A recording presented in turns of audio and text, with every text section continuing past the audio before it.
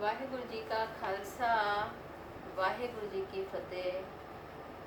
ਕੋਟਾਨ ਸ਼ੁਕਰਾਨਾ ਧੰਨ ਧੰਨ ਸ਼੍ਰੀ ਗੁਰੂ ਗ੍ਰੰਥ ਸਾਹਿਬ ਜੀ ਦਾ, ਜੋ ਇਹ ਸਾਨੂੰ ਇਹ ਬਹੁਤ ਵੱਡਮੁੱਲੀਆਂ ਸਾਨੂੰ ਇਹ ਘੜੀਆਂ ਬਖਸ਼ ਰਹੇ ਹਨ, ਜਿਹਦੇ ਵਿੱਚ ਅਸੀਂ ਵਾਹਿਗੁਰੂ ਦਾ ਗੁਣਗਾਨ ਕਰ ਪਾ ਰਹੇ ਹਾਂ।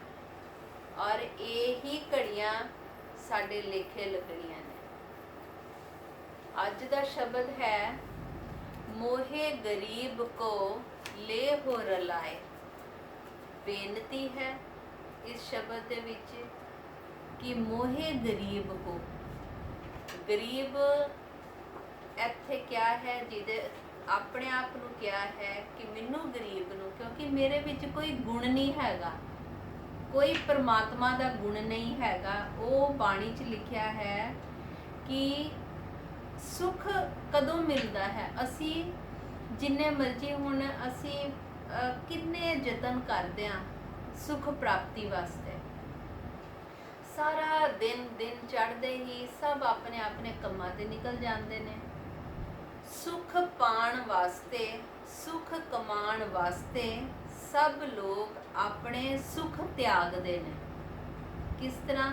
ਸਵੇਰੇ ਸਵੇਰੇ ਉੱਠਦੇ ਨੇ, ਸਾਰਿਆਂ ਨੂੰ ਇਹ ਹੁੰਦਾ ਬਾਬਾ ਜੀ ਦਾ ਨਾਮ ਲੈਣਾ ਚਾਹੀਦਾ, ਪਰ ਸਾਰੇ ਕਹਿੰਦੇ ਨੇ ਸਾਡੇ ਕੋਲ ਟਾਈਮ ਨਹੀਂ ਹੈਗਾ, ਅਸੀਂ ਤੇ ਕੰਮ ਤੇ ਜਲਦੀ ਪਹੁੰਚਣਾ, ਅਸੀਂ ਇਹ ਕੰਮ ਜਲਦੀ ਕਰਨਾ। ਘਰ ਦੀਆਂ ਅਸੀਂ ਔਰਤਾਂ ਕਹਿੰਦੇ ਆ ਕਿ ਸਾਨੂੰ ਬੱਚਿਆਂ ਨੂੰ ਜਲਦੀ ਭੇਜਣਾ, ਸਾਨੂੰ ਹਸਬੈਂਡ ਨੂੰ ਜਲਦੀ ਭੇਜਣਾ। ਹਸਬੈਂਡਸ ਕਹਿੰਦੇ ਨੇ, ਆਦਮੀ ਕਹਿੰਦੇ ਨੇ ਸਾਨੂੰ ਉਹ ਬੰਦਾ ਨਾ ਨਿਕਲ ਜਾਏ, ਸਾਨੂੰ ਉੱਥੇ ਜਲਦੀ ਭੇਜੋ। ਸਾਰਾ ਦਿਨ ਐਸੇ ਬਿਜ਼ੀ ਸ਼ਡਿਊਲ ਦੇ ਵਿੱਚ ਅਸੀਂ ਆਪਣਾ ਸੁੱਖ ਕਿ ਅਸੀਂ ਆਰਾਮ ਦੇ ਨਾਲ ਕੰਮ ਕਰੀਏ, ਅਸੀਂ ਵਾਹਿਗੁਰੂ ਦੇ ਨਾਮ ਦਾ ਸਿਮਰਨ ਕਰੀਏ, ਇਹ ਜਿਹੜੇ ਸੁੱਖ ਨੇ ਇਹ ਅਸੀਂ ਸੁੱਖ ਛੱਡ ਦਿੰਦੇ ਆ ਦੁਨਿਆਵੀ ਸੁੱਖ ਕਮਾਉਣ ਵਾਸਤੇ। ਪਰ ਅਸੀਂ ਕਿੰਨੀਆਂ ਵੀ ਚੀਜ਼ਾਂ ਅਸੀਂ ਕਮਾ ਲਈਏ, ਬਾਣੀ 'ਚ ਕੀ ਲਿਖਿਆ ਹੈ? ਸੁੱਖ ਨਾਹੀ ਬਹੁਤੇ ਧਨ ਖਾਟੈ, ਕਿ ਜਿੰਨਾ ਮਰਜੀ ਧਨ ਖੱਟ ਲਓ, ਉਹ ਇੱਕ ਅੰਦਰ ਦਾ ਜੋ ਸੁੱਖ ਹੁੰਦਾ ਹੈ ਉਹਦੀ ਪ੍ਰਾਪਤੀ ਨਹੀਂ ਮਿਲਦੀ। ਉਹ ਜਿਹੜਾ ਇੱਕ ਅੰਦਰ ਦਾ ਸਕੂਨ ਹੁੰਦਾ ਹੈ, ਅਸੀਂ ਪੈਸੇ ਦੇ ਨਾਲ ਅਸੀਂ ਅੱਛੇ ਪਲੰਗ ਖਰੀਦ ਲਾਂਗੇ, ਪੈਸੇ ਦੇ ਨਾਲ ਅਸੀਂ ਆਰਾਮ ਖਰੀਦ ਅਸੀਂ ਸਾਰੇ ਆਰਾਮ ਦੀਆਂ ਚੀਜ਼ਾਂ ਖਰੀਦ ਲਾਂਗੇ, ਪਰ ਜੋ ਇੱਕ ਆਰਾਮ ਹੈ, ਜਿਹੜਾ ਉਹ ਸੁੱਖ ਹੈ, ਉਹ ਅਸੀਂ ਪੈਸੇ ਨਾਲ ਨਹੀਂ ਖਰੀਦ ਸਕਦੇ। ਸੁੱਖ ਨਾਹੀ ਪੇਖੇ ਨਿਰਤ ਨਾਟੇ।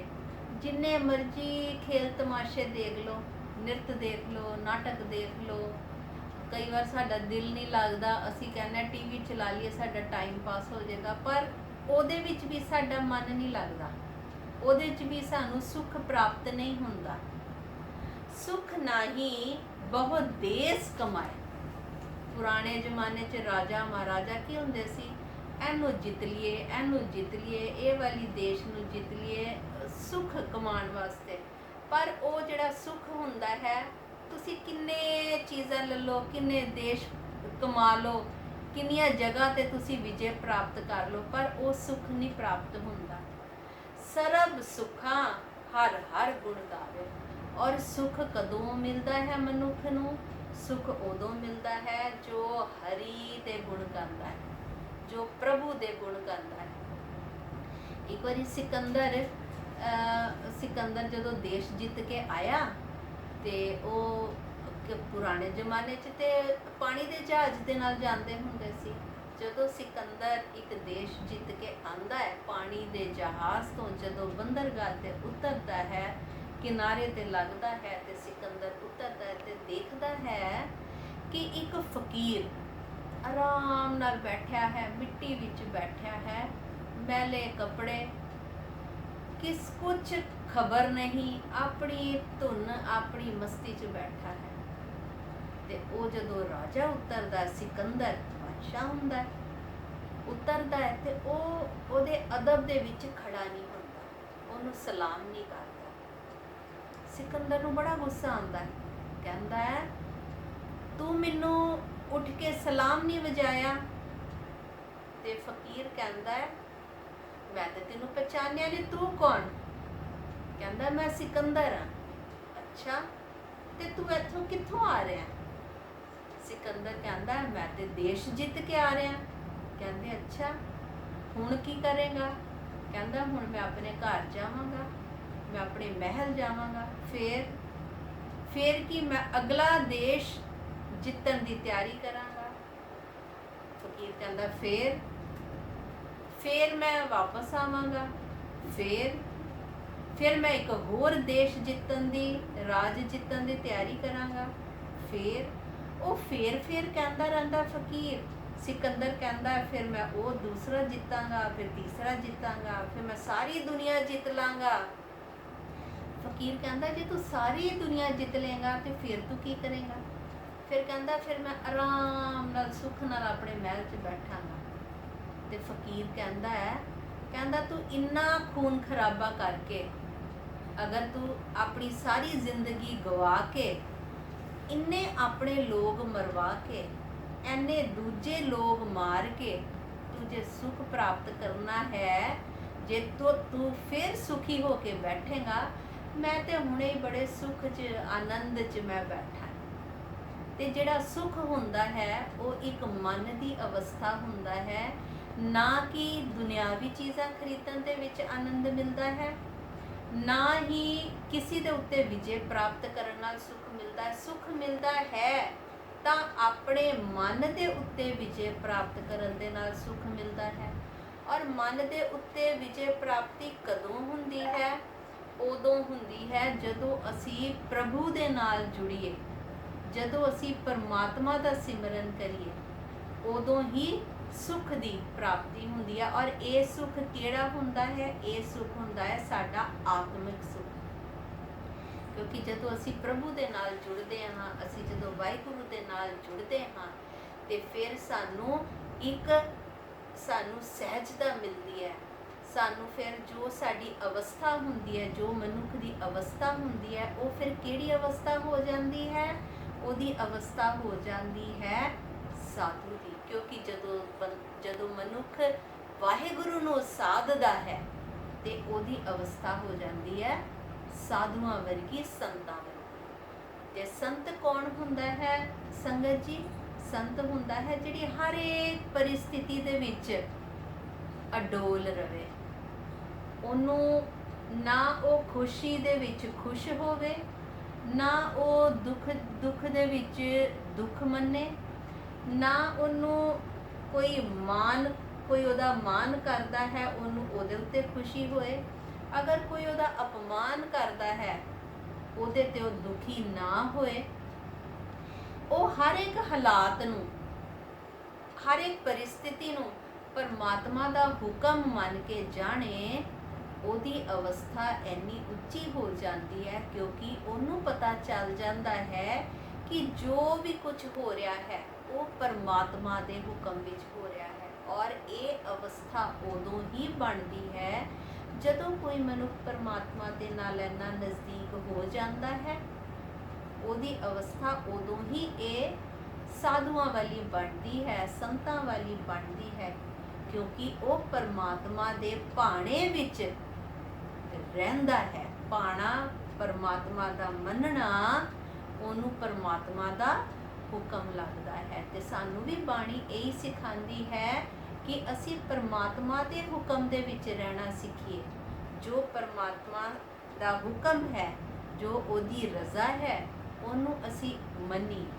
ਤੇ ਅੱਜ ਦਾ ਜੋ ਸ਼ਬਦ ਹੈ ਉਹ ਹੈ, ਮੋਹੇ ਗਰੀਬ ਕੋ ਲੇਹੋ ਰਲਾਏ, ਨਾਨਕ ਆਏ ਪਏ ਸਰਨਾਏ। ਕਿ ਹੇ ਨਾ ਬਾਬਾ ਜੀ ਆਪਣੇ ਆਪ ਨੂੰ ਕਹਿੰਦੇ ਨੇ ਕਿ ਹੇ ਨਾਨਕ, ਇਹ ਪਰਮਾਤਮਾ, ਨਾਨਕ ਤੇਰੀ ਸ਼ਰਨ 'ਚ, ਮੈਂ ਤੇਰੀ ਸ਼ਰਨ 'ਚ ਆ ਗਿਆ ਹਾਂ, ਤੇ ਤੂੰ ਹੁਣ ਮੇਰੇ ਤੇ ਇੰਨਾ ਕਰ, ਇਤਨੀ ਕਿਰਪਾ ਕਰ ਪਰਮਾਤਮਾ ਕਿ ਤੂੰ ਮੈਨੂੰ ਇਹੋ ਜਿਹੇ ਸਾਧੂ ਸੰਤਾਂ ਦੇ ਨਾਲ ਮੈਨੂੰ ਰਲਾ ਦੇ, ਮਿਲਾ ਦੇ, ਤਾਂ ਕਿ ਮੈਂ ਉਹਨਾਂ ਦੇ ਸਾਧ ਸੰਗਤ ਦੇ ਵਿੱਚ ਆ ਕੇ ਮੈਂ ਵੀ ਉਹ ਸੁੱਖ ਮਾਣ ਸਕਾਂ।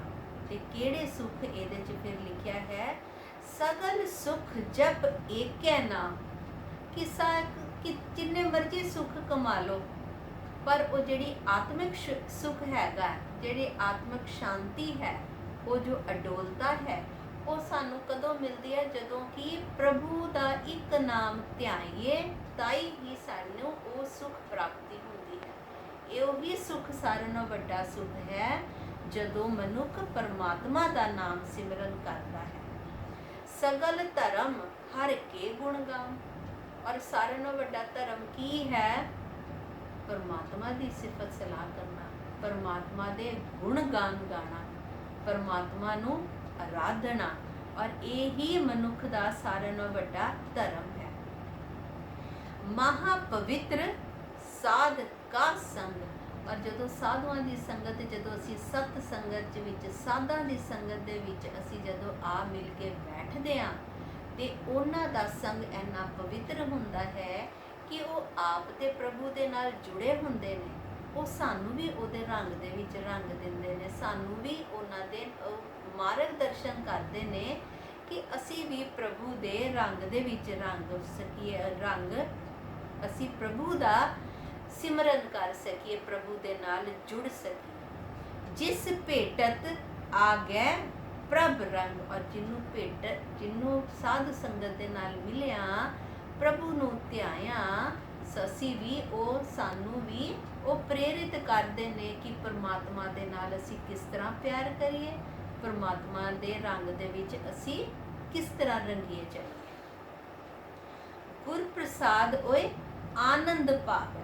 ਔਰ ਜਦੋਂ ਅਸੀਂ ਪਰਮਾਤਮਾ ਦੀ ਆਰਾਧਨਾ ਸ਼ੁਰੂ ਕਰ ਦਿੰਦੇ ਹਾਂ, ਪਰਮਾਤਮਾ ਦੀ ਬੰਦਗੀ ਕਰਨੀ ਸ਼ੁਰੂ ਕਰਦੇ ਹਾਂ, ਸਾਧ ਸੰਗਤ ਦੇ ਨਾਲ ਬੈਠਣਾ ਸ਼ੁਰੂ ਕਰਦੇ ਹਾਂ, ਤੇ ਫਿਰ ਕੀ ਹੁੰਦਾ ਹੈ? ਪਰਮਾਤਮਾ ਦੀ ਕਿਰਪਾ ਦੇ ਨਾਲ ਸਾਨੂੰ ਫਿਰ ਸਾਡੇ ਤੇ ਪਰਮਾਤਮਾ ਇੰਨੀ ਮਿਹਰ ਕਰਦੇ ਨੇ ਕਿ ਸਾਨੂੰ ਉਹ ਫਿਰ ਆਨੰਦ ਦੀ ਪ੍ਰਾਪਤੀ ਹੁੰਦੀ ਹੈ ਜਦੋਂ ਅਸੀਂ ਪਰਮਾਤਮਾ ਦਾ ਸਿਮਰਨ ਕਰੀਏ। ਔਰ ਵਾਹਿਗੁਰੂ ਦੀ ਕਿਰਪਾ ਦੇ ਨਾਲ ਹੀ ਉਹ ਮਿਲਦਾ ਹੈ।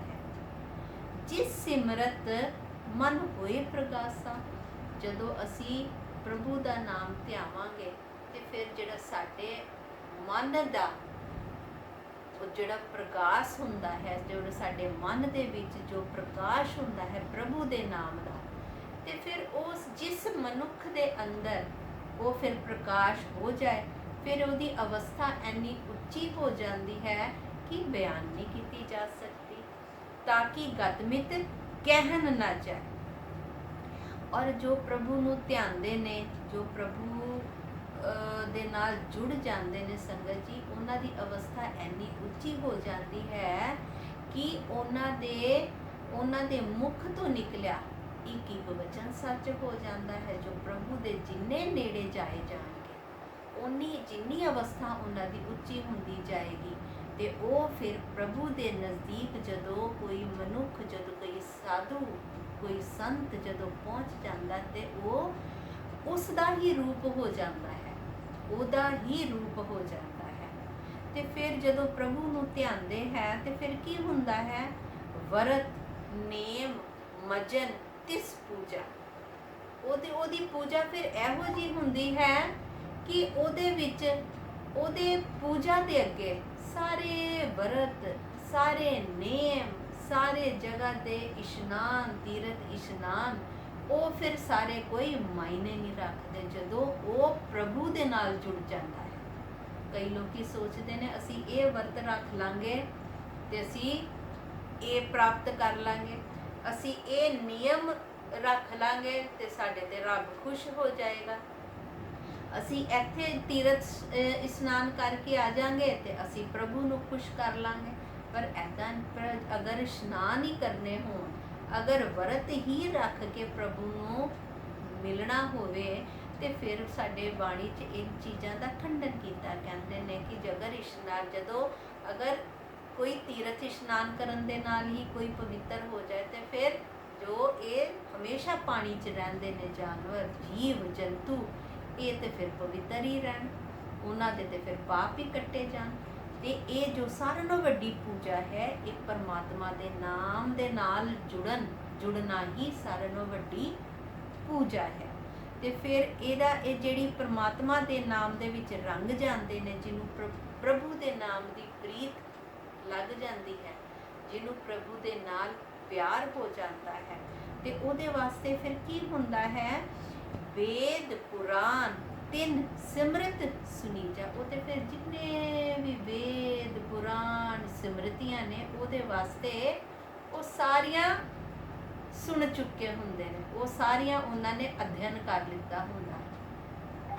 ਹੁਣ ਜੋ ਭਗਤ ਧੰਨਾ ਜੀ ਸੀ, ਉਹਨਾਂ ਨੇ ਤੇ ਕੋਈ ਵੇਦ ਪੁਰਾਣ ਸ਼ਾਸਤਰ ਨਹੀਂ ਪੜ੍ਹੇ ਸੀ, ਉਹਨਾਂ ਨੇ ਤੇ ਇੱਕ ਪ੍ਰਭੂ ਨੂੰ ਹੀ ਧਿਆਇਆ ਸੀ, ਔਰ ਇੰਨੇ ਭੋਲੇ ਭਾਵ ਧਿਆਇਆ ਸੀ ਕਿ ਉਹ ਪ੍ਰਭੂ ਉਹਨਾਂ ਦੇ ਨਾਲ ਉਹਨਾਂ ਦੇ ਮਿੱਤਰ, ਉਹਨਾਂ ਦੇ ਸਖਾ ਬਣ ਗਏ। ਜਿੰਨੇ ਵੀ ਭਗਤ ਨੇ, ਭਗਤ ਕਬੀਰ ਜੀ, ਜਿੰਨੇ ਵੀ ਭਗਤ ਅਸੀਂ ਲੈਂਦੇ ਹਾਂ, ਚਾਹੇ ਉਹ ਰਾਮਾਨੰਦ ਜੀ ਲੈ ਲਓ, ਚਾਹੇ ਕੋਈ ਬੇਣੀ ਜੀ ਲੈ ਲਓ, ਜਿਨ੍ਹਾਂ ਨੇ ਵੀ ਪ੍ਰਭੂ ਨੂੰ ਧਿਆਇਆ ਹੈ, ਮਨ ਤੋਂ ਧਿਆਇਆ ਹੈ, ਤੇ ਉਹ ਫਿਰ ਪ੍ਰਭੂ ਦਾ ਰੂਪ ਹੋ ਗਏ ਨੇ। ਪ੍ਰਭੂ ਨੇ ਉਹਨਾਂ ਸਾਡੇ ਗੁਰੂਆਂ ਨੇ ਉਹਨਾਂ ਨੂੰ ਇੰਨੀ ਉੱਚੀ ਅਵਸਥਾ ਦਿੱਤੀ ਹੈ, ਉਹਨਾਂ ਨੂੰ ਗੁਰੂ ਦਾ ਹੀ ਦਰਜਾ ਦੇ ਦਿੱਤਾ ਹੈ ਭਗਤਾਂ ਨੂੰ। ਔਰ ਫਿਰ ਉਹ ਕੀ ਹੁੰਦੇ ਨੇ, ਜੋ ਪ੍ਰਭੂ ਜੋ ਵਾਹਿਗੁਰੂ ਦੇ ਨਾਲ ਜੁੜ ਜਾਂਦੇ ਨੇ, ਮਹਾ ਪੁਨੀਤ ਜਾਕਾ ਨਿਰਮਲ ਥਾਨ। ਫਿਰ ਉਹਨਾਂ ਦਾ ਜਿਹੜਾ ਥਾਨ ਹੈ, ਉਹਨਾਂ ਦਾ ਜਿਹੜਾ ਇਹ ਸਰੀਰ ਹੈ ਜਿਹਦੇ ਵਿੱਚ ਉਹਨਾਂ ਦੀ ਆਤਮਾ ਵਸੀ ਹੋਈ ਹੈ, ਇਹ ਜੋ ਸਥਾਨ ਹੈ, ਉਹ ਫਿਰ ਵਾਹਿਗੁਰੂ ਵਾਹਿਗੁਰੂ ਵਾਹਿਗੁਰੂ ਕਰਦਿਆਂ, ਵਾਹਿਗੁਰੂ ਦਾ ਨਾਮ ਜਪਦਿਆਂ ਉਹਨਾਂ ਦਾ ਇਹ ਸਥਾਨ ਪਵਿੱਤਰ ਹੋ ਜਾਂਦਾ ਹੈ। ਅਸੀਂ ਜੋ ਸਾਧੂ ਸੰਤ ਜਿਸ ਜਗ੍ਹਾ ਤੇ ਵੀ ਬੈਠ ਕੇ ਉਹ ਸਿਮਰਨ ਭਗਤੀ ਕਰਦੇ ਨੇ, ਨਾਮ ਬਾਣੀ ਪੜ੍ਹਦੇ ਨੇ, ਉਹ ਤੇ ਜਗ੍ਹਾ ਵੀ ਪਵਿੱਤਰ ਹੋ ਜਾਂਦੀ ਹੈ, ਉਹ ਤੇ ਜਗ੍ਹਾ ਵੀ ਇੰਨੀ ਪੋਜ਼ਿਟਿਵ ਹੋ ਜਾਂਦੀ ਹੈ। ਜਿਸ ਤਰ੍ਹਾਂ ਕਿ ਅਸੀਂ ਦੇਖਦੇ ਹਾਂ, ਜਦੋਂ ਅਸੀਂ ਗੁਰਬਾਣੀ, ਅਸੀਂ ਜਦੋਂ ਗੁਰਦੁਆਰੇ ਜਾਂਦੇ ਹਾਂ, ਗੁਰਦੁਆਰੇ ਸੰਗਤ ਜੀ ਸਾਰਾ ਦਿਨ ਸਾਰੀ ਰਾਤ ਬਾਣੀ ਪੜ੍ਹੀ ਜਾਂਦੀ ਹੈ, ਸਾਰਾ ਦਿਨ ਸਾਰੀ ਰਾਤ ਅੱਠੋਂ ਪਹਿਰ ਉੱਥੇ ਗੁਰਬਾਣੀ, ਉੱਥੇ ਵਾਹਿਗੁਰੂ ਦੀ ਆਰਾਧਨਾ ਹੁੰਦੀ ਹੈ। ਤੇ ਉੱਥੇ ਜਾਂਦਿਆਂ ਹੀ ਅਸੀਂ ਸਾਰੇ ਬਾਹਰ ਦੇ ਦੁੱਖ ਅਸੀਂ ਭੁੱਲ ਜਾਂਦੇ ਹਾਂ।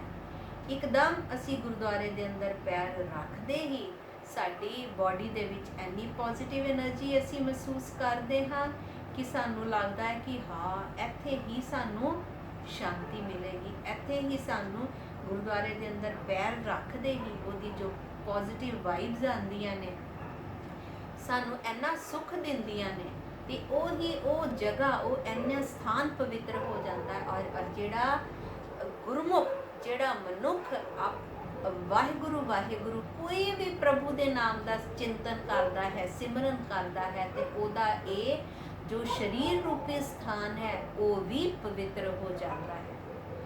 ਸਾਧ ਸੰਗਤ ਜਾ ਕੇ ਹਰ ਹਰ ਨਾਮ। ਔਰ ਫਿਰ ਉਹ ਜੋ ਸਾਧ ਦੀ ਸੰਗਤ ਦੇ ਵਿੱਚ ਜੋ ਪ੍ਰਭੂ ਦਾ ਨਾਮ ਧਿਆਉਂਦਾ ਹੈ, ਉਹ ਫਿਰ ਬਹੁਤ ਉਹਦਾ ਸਥਾਨ ਪਵਿੱਤਰ ਹੋ ਜਾਂਦਾ ਹੈ। ਹੁਣ 4-5 ਦਿਨ ਪਹਿਲੇ ਸੰਗਤ ਜੀ ਧੰਨ ਧੰਨ ਬਾਬਾ ਸ਼੍ਰੀ ਚੰਦ ਜੀ ਦਾ ਜਨਮ ਦਿਹਾੜਾ ਗਿਆ ਹੈ, ਇਹ 15 ਤਰੀਕ।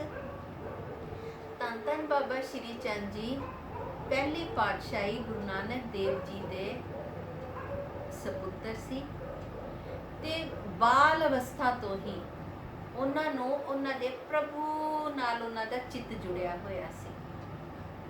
ਉਹ ਬਚਪਨ ਤੋਂ ਹੀ ਬੜੇ ਉਦਾਸ ਸੁਭਾਅ ਦਾ, ਬੈਰਾਗ ਸੁਭਾਅ ਦੇ ਸੀਗੇ, ਔਰ ਹੋਣੇ ਵੀ ਸੀ। ਤੇ ਆਪ ਨਿਰੰਕਾਰ ਰੂਪੀ ਪਹਿਲੇ ਪਾਤਸ਼ਾਹੀ ਧੰਨ ਧੰਨ ਸ਼੍ਰੀ ਗੁਰੂ ਨਾਨਕ ਪਾਤਸ਼ਾਹ ਜੀ ਦੇ ਸਪੁੱਤਰ ਸੀ। ਤੇ ਫਿਰ ਉਹਨਾਂ ਦੇ ਘਰ ਤੇ ਫਿਰ ਰੂਹ ਵੀ ਉਹੋ ਜੀ ਆਏਗੀ, ਜੋ ਨਿਰੰਕਾਰ ਦੇ ਘਰ 'ਚ ਜੋ ਰੂਹ ਆਏਗੀ, ਉਹ ਤੇ ਫਿਰ ਹੋਏਗੀ ਬੰਦਗੀ ਵਾਲੀ ਰੂਹ। ਤੇ ਸੰਗਤ ਜੀ ਉਹਨਾਂ ਦਾ ਇਹ ਜਨਮ ਦਿਹਾੜਾ ਗਿਆ ਹੈ, ਤੇ ਬਚਪਨ ਤੋਂ ਪ੍ਰਭੂ ਦੇ ਨਾਲ ਲਿਵ ਜੁੜੀ ਹੋਈ ਹੈ। ਔਰ ਜੋ ਸਾਧੂ ਸੰਤ ਹੁੰਦੇ ਨੇ, ਉਹ ਪਹਿਲੀ ਗੱਲ ਤੇ ਵਾਹਿਗੁਰੂ ਦੇ ਭਾਣੇ ਵਿੱਚ ਰਹਿੰਦੇ ਨੇ, ਪਰ ਜਦੋਂ ਉਹ ਵਾਹਿਗੁਰੂ ਬਾਣੀ 'ਚ ਲਿਖਿਆ ਹੈ, ਸਭ ਕੁਝ ਤੇਰੇ ਹੱਥ ਅਗਮ ਅਗੋਚਰਾ, ਤੂੰ ਭਗਤਾਂ ਕੇ ਵਸ ਭਗਤਾ ਤਾਣ ਤੇਰਾ। ਹਰ ਇੱਕ ਚੀਜ਼ ਉਹ ਵਾਹਿਗੁਰੂ ਦੇ ਹੱਥ ਵਿੱਚ ਹੈ, ਚਾਹੇ ਉਹ ਪੱਤਾ ਹਿਲਣਾ ਹੈ, ਚਾਹੇ ਕਿਸੇ ਨੇ ਜਨਮ ਲੈਣਾ ਹੈ, चाहे किसी ने इस धरती तो जाना है, जिन्ने भी चीज़ां ने सृष्टि दियां सब वो परमात्मा दे हुक्म दे अंदर है। पर परमात्मा किहदे वस च है? एक भगत परमात्मा नूं अपने वस विच कर सकता है। किस तरह जो साधु संत हुंदे ने ਉਹ ਵਾਹਿਗੁਰੂ ਦਾ ਇੰਨਾ ਸਿਮਰਨ ਕਰਦੇ ਨੇ, ਵਾਹਿਗੁਰੂ ਦੀ ਇੰਨੀ ਬੰਦਗੀ ਕਰਦੇ ਨੇ, ਪਰ ਉਹ ਵਾਹਿਗੁਰੂ ਦੇ ਭਾਣੇ ਵਿੱਚ ਰਹਿੰਦੇ ਨੇ। ਪਰ ਅਗਰ ਉਹ ਪਰਮਾਤਮਾ ਦੇ ਭਾਣੇ ਦੇ ਵਿੱਚ ਦਖਲ ਦੇਣ ਤੇ ਫਿਰ ਪਰਮਾਤਮਾ ਨੂੰ ਉਹਨਾਂ ਦਾ ਮੰਨਣਾ ਹੀ ਪੈਂਦਾ ਹੈ। ਕਿਸ ਤਰ੍ਹਾਂ ਮੰਨਣਾ ਪੈਂਦਾ ਹੈ ਇਹ ਤੇ ਅਸੀਂ ਭਗਤਾਂ ਦੀਆਂ ਕਿੰਨੀਆਂ ਸਾਖੀਆਂ ਦੇਖਦੇ ਹਾਂ। ਤੇ ਆਓ ਅੱਜ ਅਸੀਂ ਧੰਨ ਧੰਨ ਬਾਬਾ ਸ਼੍ਰੀ ਚੰਦ ਜੀ ਦੀ ਇੱਕ ਸਾਖੀ ਸਾਂਝੀ ਕਰੀਏ। ਲਾਹੌਰ ਦਾ ਰਾਜਾ, ਉਹਦੇ ਪੁੱਤਰ ਦੀ ਮ੍ਰਿਤਿੂ ਹੋ ਜਾਂਦੀ ਹੈ। ਪੂਰੇ ਦਰਬਾਰ ਦੇ ਵਿੱਚ ਸ਼ੋਕ ਪਿਆ ਹੋਇਆ ਹੈ, ਸਾਰੇ ਤਰਫ ਉਦਾਸੀ ਹੈ, ਰਾਜਾ ਰੋ ਰਿਹਾ ਹੈ, ਰਾਣੀਆਂ ਰੋ ਰਹੀਆਂ ਹੈ। ਤੇ ਉਹਨਾਂ ਦੇ ਕੋਲ ਕੌਣ ਨੇ? ਸਾਈਂ ਮੀਆਂ ਮੀਰ ਜੀ। ਬਾਦਸ਼ਾਹ ਪੁੱਛਦਾ ਹੈ, ਸਾਈਂ ਜੀ ਇਸ ਧਰਤੀ ਤੇ ਕੋਈ ਬ੍ਰਹਮ ਗਿਆਨੀ ਹੈ ਜੋ ਮੇਰੇ ਪੁੱਤਰ ਨੂੰ ਜੀਵਿਤ ਕਰ ਦੇ?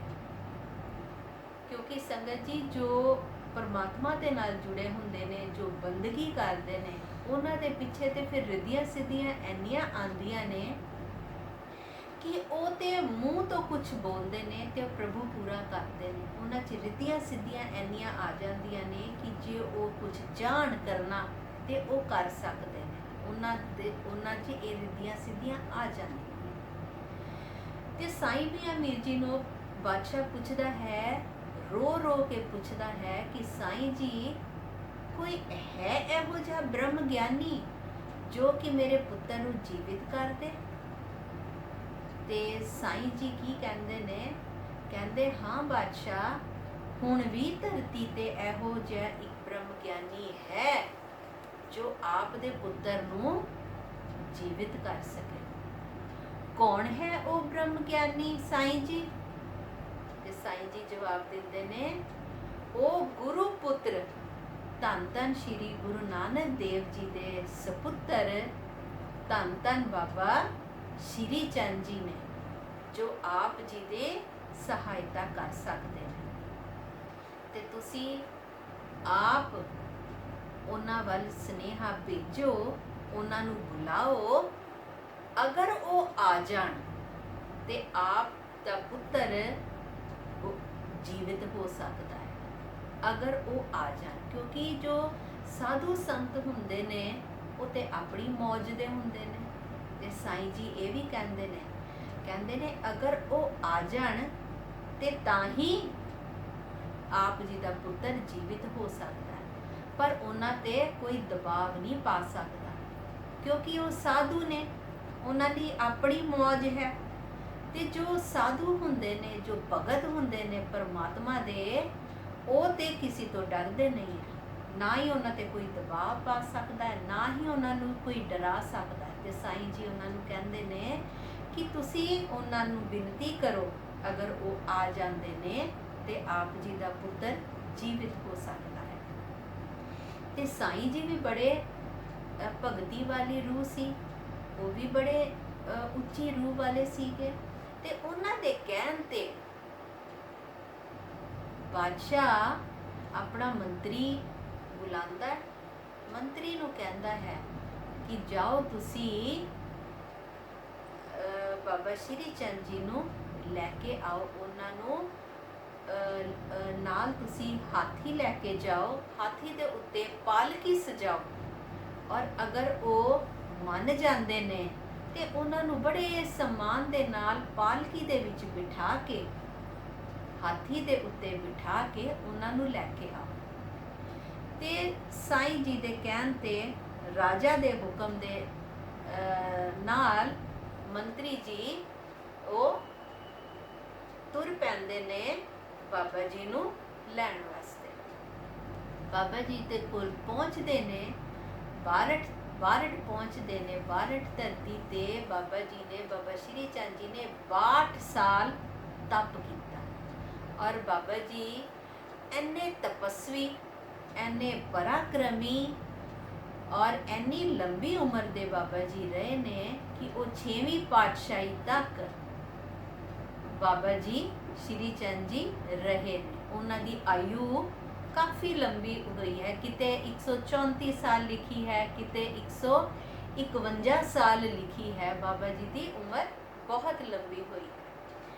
ਤੇ ਮੰਤਰੀ ਪਹੁੰਚਦੇ ਨੇ ਧੰਨ ਧੰਨ ਬਾਬਾ ਸ਼੍ਰੀ ਚੰਦ ਜੀ ਪਾਸ ਔਰ ਜਾ ਕੇ ਬੇਨਤੀ ਕਰਦੇ ਨੇ ਉਹਨਾਂ ਦੇ ਕੋਲ ਕਿ ਬਾਬਾ ਜੀ ਬਾਦਸ਼ਾਹ ਨੇ ਆਪ ਜੀ ਦੇ ਵਾਸਤੇ ਹਾਥੀ ਪਾਲਕੀ ਭੇਜੇ ਨੇ ਤੇ ਤੁਸੀਂ ਕਿਰਪਾ ਕਰੋ, ਤੁਸੀਂ ਦਇਆ ਕਰੋ, ਤੁਸੀਂ ਚੱਲੋ ਸਾਡੇ ਨਾਲ ਤੇ ਉੱਥੇ ਜਾ ਕੇ ਤੁਸੀਂ ਰਾਜਾ ਦੇ ਪੁੱਤਰ ਨੂੰ ਤੁਸੀਂ ਜੀਵਿਤ ਕਰੋ। ਤੇ ਬਾਬਾ ਜੀ ਤੇ ਇੰਨੇ ਪਰਿਕਰਮੀ ਹੁੰਦੇ ਨੇ, ਇੰਨੇ ਤਪਸਵੀ ਹੁੰਦੇ ਨੇ, ਇੰਨਾ ਤਪ ਕੀਤਾ ਹੁੰਦਾ ਹੈ ਤੇ ਉਹ ਤੇ ਆਪਣੀ ਪੂਰੀ ਅਵਸਥਾ ਉਹਨਾਂ ਨੇ ਤਪ ਹੀ ਕੀਤਾ ਹੈ ਤੇ ਉਹ ਤੇ ਜਾਣੀ ਜਾਣ ਹੁੰਦੇ ਨੇ। ਉਹਨਾਂ ਨੂੰ ਪਤਾ ਹੁੰਦਾ ਹੈ ਕਿ ਜਦੋਂ ਰਾਜਾ ਨੇ ਹਾਥੀ ਭੇਜਿਆ, ਪਾਲਕੀ ਭੇਜੀ ਤੇ ਰਾਜਾ ਦੇ ਮਨ ਦੇ ਵਿੱਚ ਹੰਕਾਰ ਆ ਗਿਆ। ਰਾਜਾ ਨੇ ਕੀ ਸੋਚਿਆ ਕਿ ਮੈਂ ਇੱਕ ਸਾਧੂ ਨੂੰ ਲਿਆਉਣ ਵਾਸਤੇ ਹਾਥੀ ਭੇਜ ਰਿਹਾ ਹਾਂ, ਪਾਲਕੀ ਭੇਜ ਰਿਹਾ ਹੈ ਕੋਈ ਰਾਜਾ ਜਿਨੇ ਇੰਨਾ ਜ਼ਿਆਦਾ ਸਨਮਾਨ ਕਿਸੇ ਸਾਧੂ ਨੂੰ ਦਿੱਤਾ ਹੋਏਗਾ? ਹੈ ਕੋਈ ਰਾਜਾ ਜਿਨੇ ਇੰਨੀ ਠਾਠ ਬਾਠ ਭੇਜੀ ਹੋਏਗੀ ਇੱਕ ਸਾਧੂ ਨੂੰ ਲਿਆਉਣ ਵਾਸਤੇ?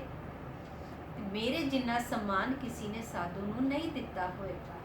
ਔਰ ਹਾਥੀ ਤੇ ਵੱਡੇ ਵੱਡੇ ਬਾਦਸ਼ਾਹਾਂ ਵਾਸਤੇ ਭੇਜੇ ਜਾਂਦੇ ਨੇ, ਰਾਜਿਆਂ ਨੂੰ ਲਿਆਉਣ ਵਾਸਤੇ ਭੇਜੇ ਜਾਂਦੇ ਨੇ, ਰਾਜਿਆਂ ਦੀ ਸਵਾਰੀ ਵਾਸਤੇ ਹਾਥੀ ਹੁੰਦੇ ਨੇ ਤੇ ਮੈਂ ਤੇ ਇੱਕ ਸਾਧੂ ਵਾਸਤੇ ਹਾਥੀ ਪਾਲਕੀ ਭੇਜ ਰਿਹਾ ਹਾਂ। ਤੇ ਇਹ ਹੰਕਾਰ ਰਾਜਾ ਦੇ ਮਨ 'ਚ ਆਂਦਾ ਹੈ ਜਦੋਂ ਰਾਜਾ ਆਪਣੇ ਮੰਤਰੀ ਨੂੰ ਹਾਥੀ ਦੇ ਕੇ ਭੇਜਦਾ ਹੈ ਬਾਬਾ ਜੀ ਨੂੰ ਲਿਆਉਣ ਵਾਸਤੇ। ਤੇ ਬਾਬਾ ਜੀ ਕਹਿੰਦੇ ਨੇ ਤੇਰੇ ਬਾਦਸ਼ਾਹ ਨੇ ਹਾਥੀ ਭੇਜਿਆ ਹੈ ਸਾਨੂੰ ਲੈ ਕੇ ਜਾਣ ਵਾਸਤੇ, ਕਿਆ ਤੇਰਾ ਹਾਥੀ ਸਾਨੂੰ ਲੈ ਕੇ ਜਾ ਪਾਏਗਾ?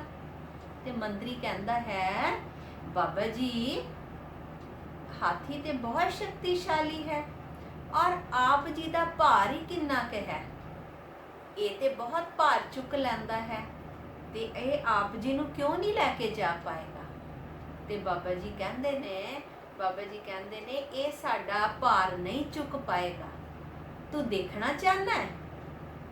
ਤੇ ਬਾਬਾ ਜੀ ਹਾਥੀ ਪਾਸ ਜਾਂਦੇ ਨੇ, ਮੋਢੇ ਤੋਂ ਆਪਣੀ ਲੋਈ ਉਤਾਰਦੇ ਨੇ ਔਰ ਪਾਲਕੀ ਦੇ ਉੱਤੇ, ਜੋ ਹਾਥੀ ਦੇ ਉੱਤੇ ਪਾਲਕੀ ਹੁੰਦੀ ਹੈ, ਪਾਲਕੀ ਦੇ ਵਿੱਚ ਆਪਣੀ ਲੋਈ ਰੱਖ ਦਿੰਦੇ ਨੇ ਔਰ ਲੋਈ ਦੇ ਰੱਖਦਿਆਂ ਹੀ ਹਾਥੀ ਦੀਆਂ ਚੰਗਿਆੜਾਂ ਨਿਕਲ ਜਾਂਦੀਆਂ ਨੇ। ਹਾਥੀ ਜ਼ੋਰ ਦੀ ਚੰਗਿਆੜਨ ਲੱਗ ਪੈਂਦਾ ਹੈ ਔਰ ਉੱਥੇ ਹੀ ਸਥਾਨ ਤੇ ਉਸੇ ਹੀ ਜਗ੍ਹਾ ਤੇ ਹਾਥੀ ਬੈਠ ਜਾਂਦਾ ਹੈ, ਹਾਥੀ ਉੱਠ ਵੀ ਨਹੀਂ ਪਾਉਂਦਾ ਹੈ।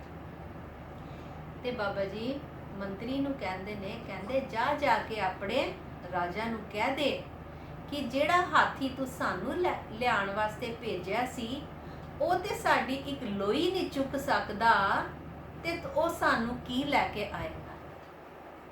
ਫਿਰ ਥੋੜੀ ਦੇਰ ਚੁੱਪ ਹੋ ਜਾਂਦੇ ਨੇ ਬਾਬਾ ਜੀ, ਪਰ ਫਿਰ ਕੀ ਕਹਿੰਦੇ ਨੇ ਪਰ ਅਸੀਂ ਜ਼ਰੂਰ ਜਾਵਾਂਗੇ। ਕਿਉਂ? ਕਿਉਂਕਿ ਸਾਡੀ ਜਾਮਨੀ, ਕਿਉਂਕਿ ਰਾਜਾ ਨੂੰ ਸਿਫਾਰਿਸ਼ ਕਿੰਨੇ ਪਾਈ ਹੈ, ਸਾਡੀ ਸਿਫਾਰਿਸ਼ ਕਿੰਨੇ ਪਾਈ ਹੈ? ਸਾਈਂ ਮੀਆਂ ਮੀਰ ਜੀ ਨੇ ਸਾਡੀ ਸਿਫਾਰਿਸ਼ ਪਾਈ ਹੈ ਤੇ ਇਸ ਲਈ ਉਹਨਾਂ ਦੀ ਸਿਫਾਰਿਸ਼ ਪਈ ਹੈ ਵਿੱਚ ਸਾਈਂ ਜੀ ਮੀਆਂ ਮੀਰ ਜੀ ਨੇ ਕਿਹਾ ਹੈ ਕਿ ਸਾਨੂੰ ਬੁਲਾ ਕੇ ਲੈ ਕੇ ਆਓ, ਜੋ ਕਿ ਆਪ ਹੀ ਇੱਕ ਬਹੁਤ ਬਖਸ਼ੀ ਹੋਈ ਰੂਹ ਨੇ, ਆਪ ਹੀ ਕੋਈ ਇੱਕ ਬਹੁਤ ਵੱਡੀ ਉੱਚੀ ਸੁੱਚੀ ਰੂਹ ਨੇ, ਉਹਨਾਂ ਨੇ ਸਿਫਾਰਿਸ਼ ਪਾਈ ਹੈ, ਇਸ ਲਈ ਅਸੀਂ ਉਹਨਾਂ ਦੇ ਕਹਿਣ ਤੇ ਜ਼ਰੂਰ ਜਾਵਾਂਗੇ। ਤੇ ਸੰਗਤ ਜੀ ਐਦਾਂ ਹੀ ਹੁੰਦਾ ਜਦੋਂ ਅਸੀਂ ਕਈ ਵਾਰੀ ਗੁਰਦੁਆਰੇ ਜਾਂਦੇ ਆ, ਅਸੀਂ ਆਪਣੀ ਅਰਦਾਸ ਕਰਨੀ ਚਾਹੁੰਦੇ ਆ ਤੇ ਅਸੀਂ ਵੀ ਤੇ ਕਹਿੰਦੇ ਆ ਕਿ ਕੋਈ ਜੋ ਗੁਣੀ ਬੰਦਾ ਹੁੰਦਾ ਹੈ, ਕੋਈ ਜੋ ਪ੍ਰਭੂ ਦਾ ਪਿਆਰਾ ਬੰਦਾ ਹੁੰਦਾ ਹੈ, ਅਸੀਂ ਕਹਿੰਦੇ ਆ ਨਾ ਕਿ ਤੁਸੀਂ ਸਾਡੇ ਵਾਸਤੇ ਅਰਦਾਸ ਕਰੋ ਤਾਂ ਕਿ ਬਾਬਾ ਜੀ ਜਲਦੀ ਸੁਣ ਲੈਣ। ਤੇ ਇਸ ਲਈ ਐਸ ਜਗ੍ਹਾ ਵੀ ਨਹੀਂ, ਐਸ ਦੁਨੀਆ ਤੇ ਹੀ ਨਹੀਂ, ਪਰ ਪਰਮਾਤਮਾ ਦੇ ਘਰ ਵਿੱਚ ਵੀ ਜੋ ਸੱਚੀ ਸੁੱਚੀ ਰੂਹ ਹੁੰਦੀ ਹੈ, ਅਗਰ ਉਹ ਕਿਸੇ ਦੀ ਜਾਮਣੀ ਪਾ ਦੇ ਤੇ ਫਿਰ ਉਹਦੀ ਸੁਣਵਾਈ ਕਿਉਂ ਨਹੀਂ ਹੋਏਗੀ?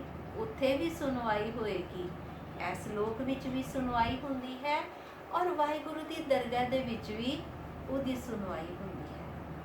ਤੇ ਸਾਈਂ ਜੀ ਦੀ ਸਿਫਾਰਿਸ਼ ਪਈ ਹੋਈ ਸੀ, ਇਸ ਲਈ ਬਾਬਾ ਜੀ ਉਹਨਾਂ ਦੇ ਨਾਲ, ਮੰਤਰੀ ਜੀ ਦੇ ਨਾਲ ਜਾਂਦੇ ਨੇ, ਦਰਬਾਰ 'ਚ ਪਹੁੰਚਦੇ ਨੇ।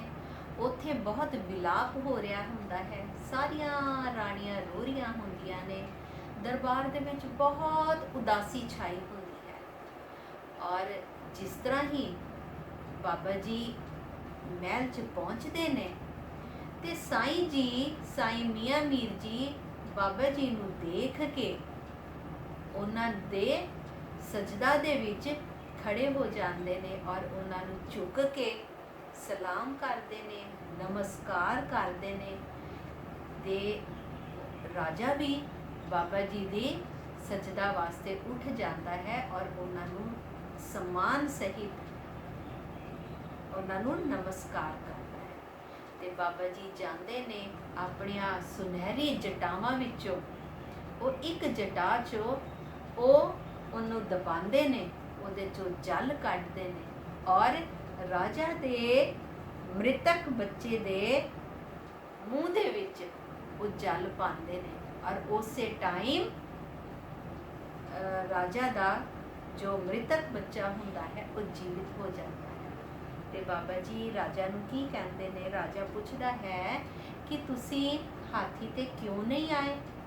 ਤੇ ਬਾਬਾ ਜੀ ਜਵਾਬ ਦਿੰਦੇ ਨੇ ਕਿ ਜਦੋਂ ਤੂੰ ਹਾਥੀ ਭੇਜਿਆ ਸੀ ਤੇ ਤੇਰੇ ਮਨ ਦੇ ਵਿੱਚ ਬੜਾ ਹੰਕਾਰ ਸੀ, ਅਸੀਂ ਤੇ ਆਣਾ ਨਹੀਂ ਸੀ, ਪਰ ਜੋ ਅੱਜ ਤੇਰਾ ਬੱਚਾ ਅਗਰ ਜੀਵਿਤ ਹੈ, ਅੱਜ ਅਗਰ ਤੇਰੇ ਬੱਚੇ ਨੂੰ ਜੀਵਨ ਦਾਨ ਮਿਲਿਆ ਹੈ ਤੇ ਇਸ ਸਾਈਂ ਜੀ ਦੇ ਸਿਫਾਰਿਸ਼ ਦੇ ਨਾਲ ਹੀ ਮਿਲਿਆ ਹੈ।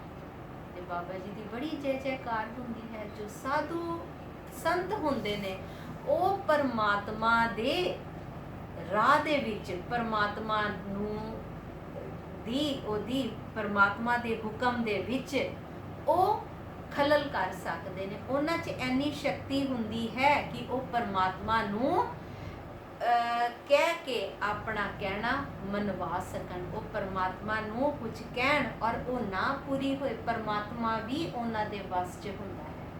ਬਾਬਾ ਜੀ ਦੀ ਬਹੁਤ ਜੈ ਜੈਕਾਰ ਹੁੰਦੀ ਹੈ।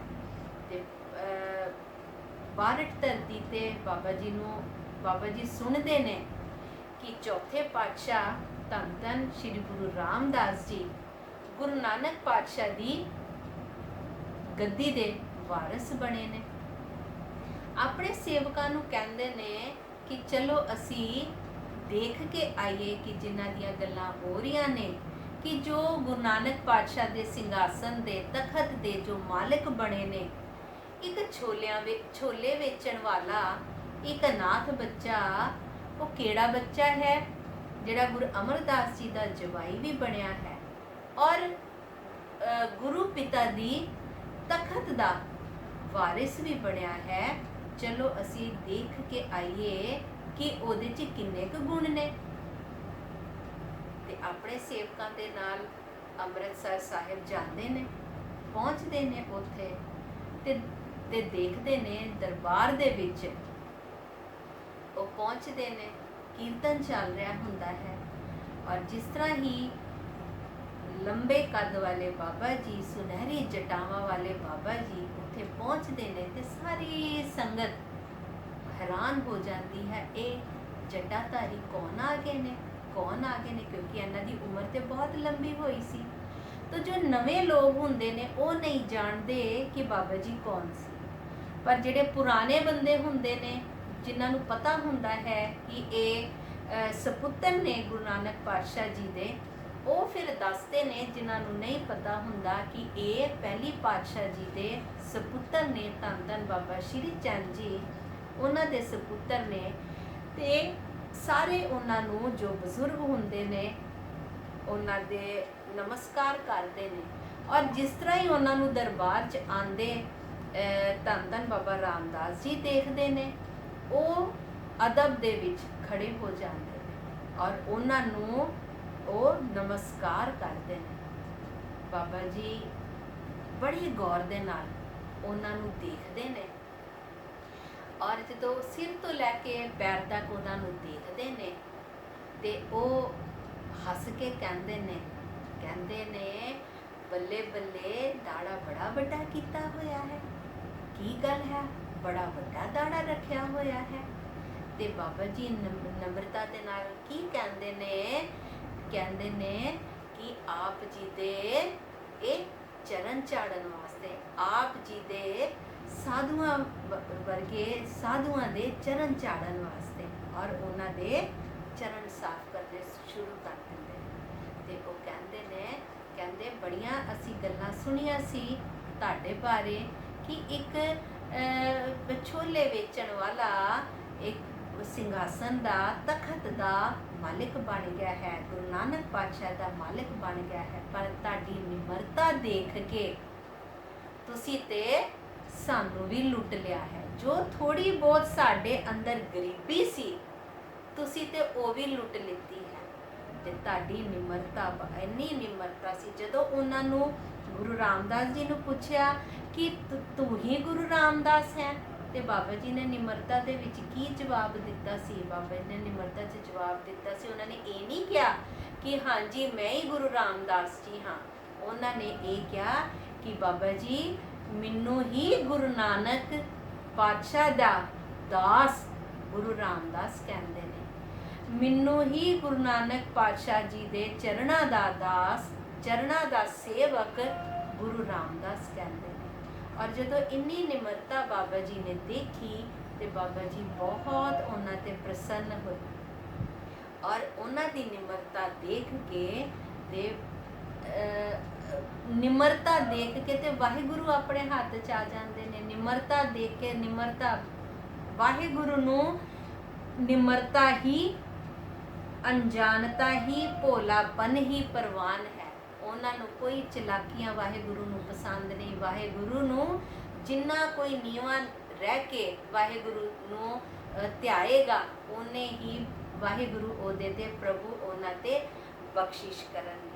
ਤੇ ਇਹ ਤੇ ਅਸੀਂ ਬਾਣੀ 'ਚ ਵੀ ਰੋਜ਼ ਪੜ੍ਹਦੇ ਹਾਂ, ਆਪਸ ਕੋ ਜੋ ਜਾਣੇ ਨੀਚਾ ਸੋ ਗਨੀਏ ਸਭ ਤੇ ਉੱਚਾ। ਜੋ ਆਪਣੇ ਆਪ ਨੂੰ ਸਾਰਾ ਨੀਵਾਂ ਸਮਝਦਾ ਹੈ, ਨੀਵਾਂ ਰੱਖਦਾ ਹੈ, ਉਹ ਹੀ ਔਰ ਫਿਰ ਆਤਮਿਕ ਜੀਵਨ ਤੋਂ ਉਹ ਓਨਾ ਹੀ ਉੱਚਾ ਉੱਠਦਾ ਹੈ। ਤੇ ਅੱਗੇ ਸ਼ਬਦ 'ਚ ਕੀ ਲਿਖਿਆ ਹੈ? ਪ੍ਰਗਟਿਓ ਸੋ ਜਨ ਸਗਲੇ ਭਵਨ। ਔਰ ਫਿਰ ਜਿਹਦੇ ਅੰਦਰ ਪਰਮਾਤਮਾ ਵਸ ਜਾਂਦੇ ਨੇ ਨਾ, ਫਿਰ ਉਹਨਾਂ ਦਾ ਜੋ ਭਵਨ ਹੁੰਦਾ ਹੈ ਉਹ ਫਿਰ ਪ੍ਰਗਟ ਹੋ ਜਾਂਦਾ ਹੈ। ਭਵਨ ਮਤਲਬ ਕਿ ਉਹ ਫਿਰ ਕਿਸੇ ਤੋਂ ਛੁਪੇ ਨਹੀਂ ਰਹਿ ਸਕਦੇ। ਸਭ ਨੂੰ ਪਤਾ ਲੱਗ ਜਾਂਦਾ ਹੈ ਕਿ ਇਹਦੇ ਉੱਤੇ ਵਾਹਿਗੁਰੂ ਦੀ ਬਖਸ਼ਿਸ਼ ਹੈ। ਪਤਿਤ ਪੁਨੀਤ ਤਾਕੀ ਪਗਰੈਨ।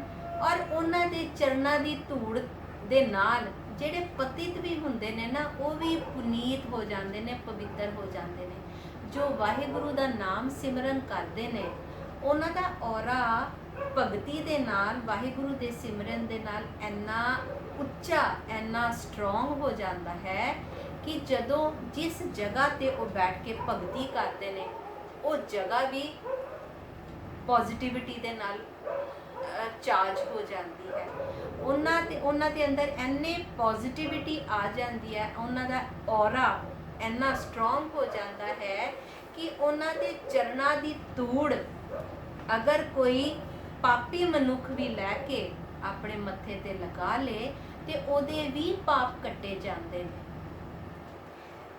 ਪਤਿਤ ਪੁਨੀਤ ਤਾਕੀ ਪਗਰੈਨ, ਜਾਕੋ ਭੇਟਿਓ ਹਰ ਹਰ ਰਾਏ, ਤਾਕੀ ਗਤਮਿਤ ਕਥਨ ਨਾ ਜਾਏ। ਔਰ ਜਿਹਨੂੰ ਪਰਮਾਤਮਾ ਮਿਲ ਜਾਂਦੇ ਨੇ ਉਹਨਾਂ ਦੀ ਤੇ ਫਿਰ ਅਸੀਂ ਅਸੀਂ ਕਥਨੀ ਕੱਥ ਹੀ ਨਹੀਂ ਸਕਦੇ, ਅਸੀਂ ਤੇ ਉਹਨਾਂ ਦੀ ਅਵਸਥਾ ਬਿਆਨ ਹੀ ਨਹੀਂ ਕਰ ਸਕਦੇ ਕਿ ਉਹਨਾਂ ਦੀ ਅਵਸਥਾ ਕਿੰਨੀ ਉੱਚੀ ਹੋ ਜਾਂਦੀ ਹੈ।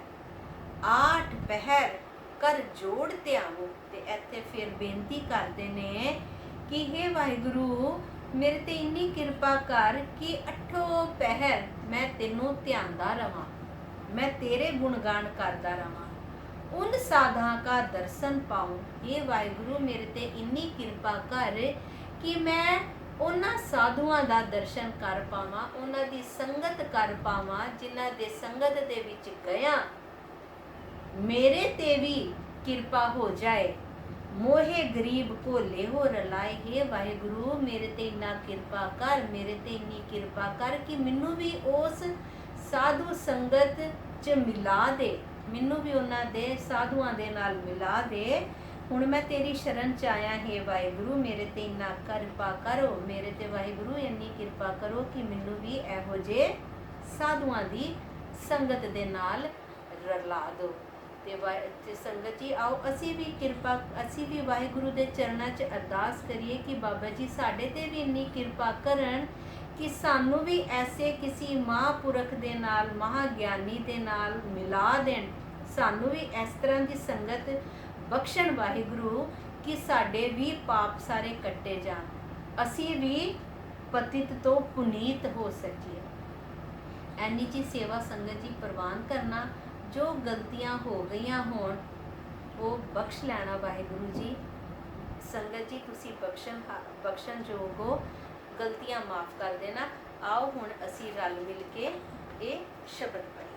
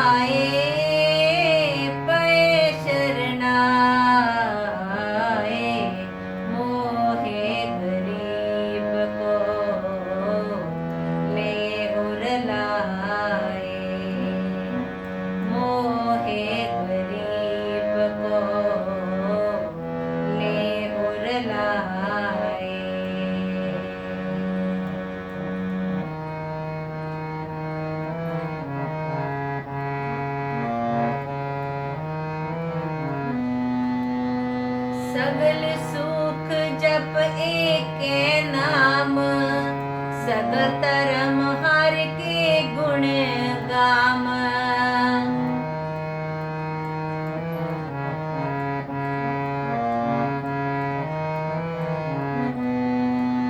सगल सुख जप एके नाम, सगल धर्म हर के गुण गाम।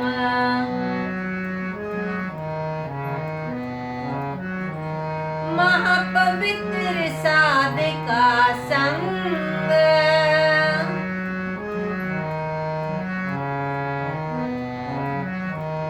महापवित्र साध का संग।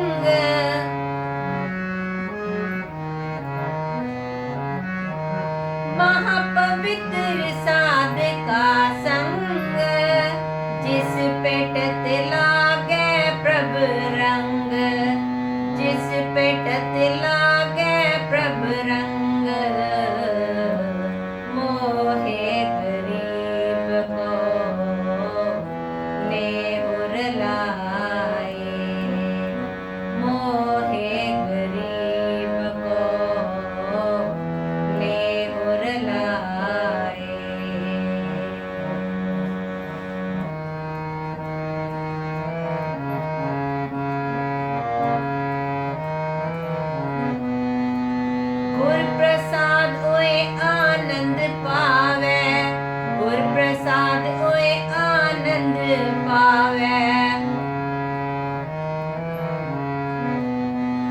गुर प्रसाद होए आनंद पावे, गुर प्रसाद होए आनंद पावे।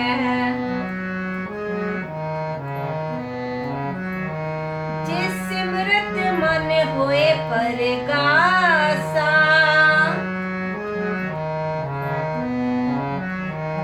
जिस सिमरत मन होए परगासा, ताकि गत मित कहन न जाए, ताकि गत मित कहन न जाए।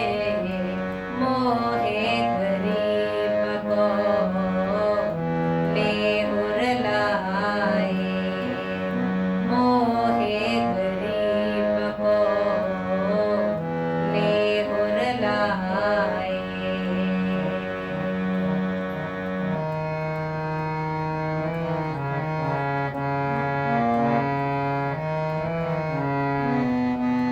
व्रत नेम मजन तिस पूजा, वेद पुराण तिन सिमृत सुनी जा। व्रत नेम मजन तिस पूजा, वेद पुराण तिन सिमृत सुनी जा।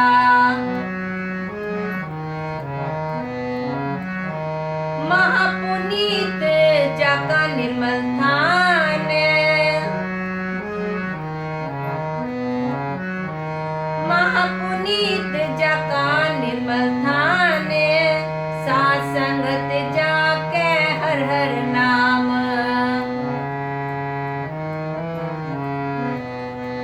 साध संगत जाके हर हर नाम। मोहे गरीब को नेहुर लाए, मोहे गरीब को नेहुर लाए।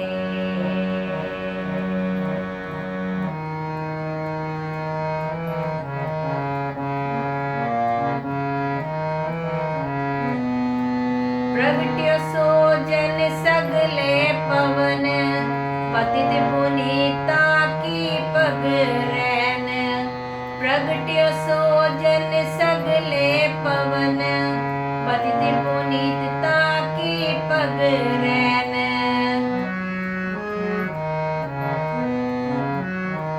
जाको पिटियो हर हर राय,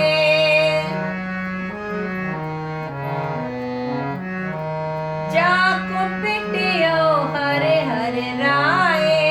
ताकि गत मित कतन न जाए, ताकि गत मित कतन न जाए। मोहे गरीब को नेहुर लाए, मोहे गरीब को नेहुर लाए।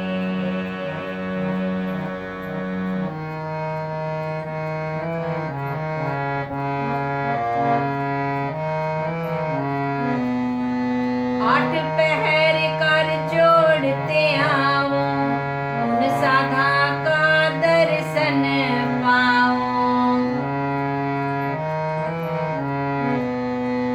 आठ पहर कर जोड़ते आओ, उन साधा का दर्शन पाओ। मोहे गरीब को लेहुर लाए,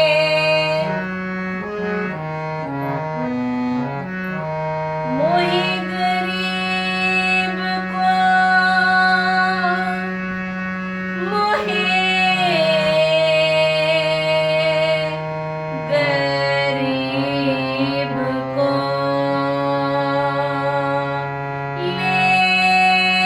लेहुर लाए।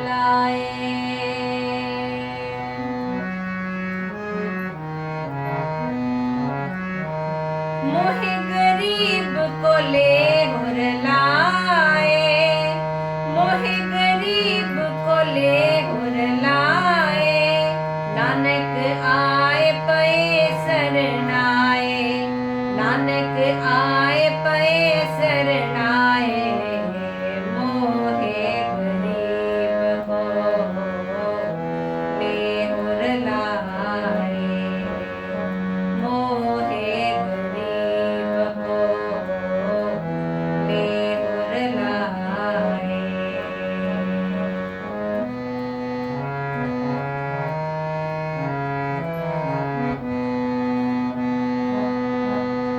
नानक आए पे सरनाए, नानक आए पे सरनाए,